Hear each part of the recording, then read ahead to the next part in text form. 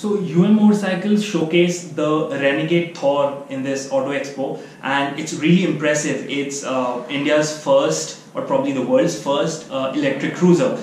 And while the specs of the bike is fairly impressive, it's got enough power, torque. I'll list down all the features somewhere in the video. There are a few things that baffle me about the vehicle. Firstly, when you're breaking into the electric category, the three primary things that people whine about is, first is range, the second thing is the sound probably, the third, not sound, the lack of sound. The third is the fact that these bikes need charging stations and they might not be very common when I'm going for a trip.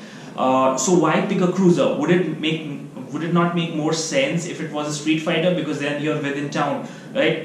You'll always be close to a charging point, and also range requirements become much lesser. Which is what baffles me, why would choose to go into the cruiser category, while they have definitely addressed the range issue with this bike, because it has about 270 kilometers of range. That's huge. But why not a street fighter? Also, the people who like cruisers, you know, the Enfielders, the Harley Davidson crowd, generally likes the sound, the rumbling of their engine, because they ride the thumpers, which are usually louder. So moving that user category over the threshold, it's going to be more difficult, because the electric engine does not make any sound. So a street bike rider will not trip about it as much as a cruiser. That's what's baffled me.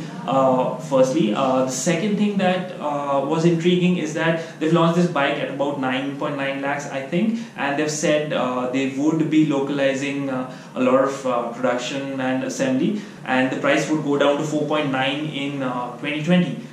Then what is this current price for? Do they expect someone to book the bike at twice the price now as compared to 2 years later? That's what was slightly confusing. But it's brilliant that so many manufacturers are looking into electric, because honestly I think that's the future. And with more launches, I hope from a policy perspective the government also supports with subsidy, etc., to reduce the threshold for first-time users to buy and try electric two-wheelers. All that is brilliant, but I had two doubts about it. That's what this video is about. Thank you.